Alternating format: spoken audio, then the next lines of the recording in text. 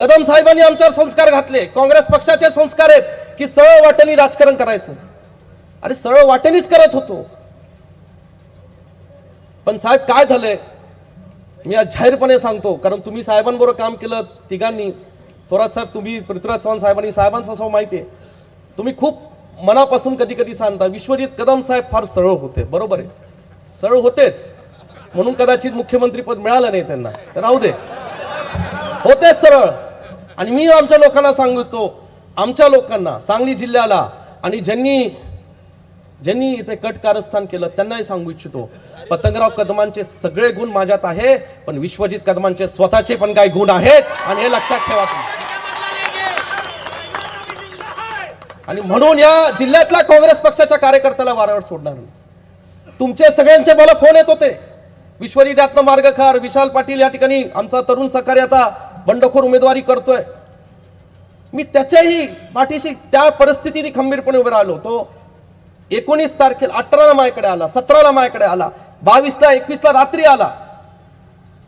काँग्रेस पक्षाने, शिवसेनाने आमच्या विनंतीला मान देऊन, माझ्या विनंतीला मान देऊन ही सगळी नेते मंडळी राहुलजींशी बोलले, मी स्वतः राहुलजींशी बोललो, आणि राज्यसभेची खासदारकीची आम्ही तिन्ही पक्षांकडनं कबुली घेतली, 2 पक्षांकडनं, शिवसेना आणि या ठिकाणी काँग्रेस पक्ष.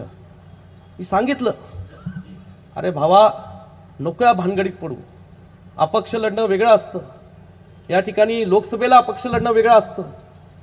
काही लोक आज तुझ्याकडे प्रेमापोटी येत असतील, काही लोक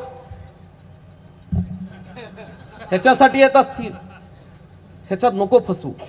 राज्यसभा काही वाईट नाही, आहे तसा खासदार फंड मिळेल, आहे तसा मान सन्मान मिळेल, तरुण वयात राज्यसभेत जाणं म्हणजे काही नाही, खासदार झालं हरकत नाही. पुन्हा पुढची लोकसभा कुठला कुणी आडवा येऊ दे, तुमच्या विश्वासाने त्या ठिकाणी तुला खासदार म्हणून निवडून देईल, हा शब्द मी दिलेला होता. हे नेत्यांचे आम्हाला आदेश होते, मी कुठलीही कसर सोडली नाही, कुणाला वाऱ्यावर सोडलं नाही. परंतु माझी ही जबाबदारी हाताच्या पंजापर्यंत होती, माझी जबाबदारी ही काँग्रेस पक्षाच्या जागेच्या उमेदवारीपर्यंत होती, काँग्रेस पक्षाचा खासदार निवडून आणण्यापर्यंत होती. आज मला सांगा साहेब, तुम्ही इथं तिन्ही नेते आलेले आहेत, जिल्ह्याचं वातावरण तुम्हाला माहिती आहे, तुम्ही तुमच्या पद्धतीने माहिती काढली, तुम्ही दिशा द्या, तुम्ही मार्गदर्शन द्या, इंडियासाठी, राहुलजींसाठी, महाविकास आघाडीसाठी. मी विदर्भात गेलो, मराठवाड्यात गेलो, आज अत्यंत चांगलं वातावरण महाविकास आघाडीसाठी आहे. तुमच्या सगळ्यांच्या नेतृत्वाखाली 35 जागा कदाचित महाविकास आघाडीच्या येणाऱ्या लोकसभेमध्ये निवडून येतील. मग पुढं काय? आज आमचा तोंडावरचा घास हा आमच्याकडनं हिसकून घेतलेला आहे, हे पुन्हा होऊन देऊ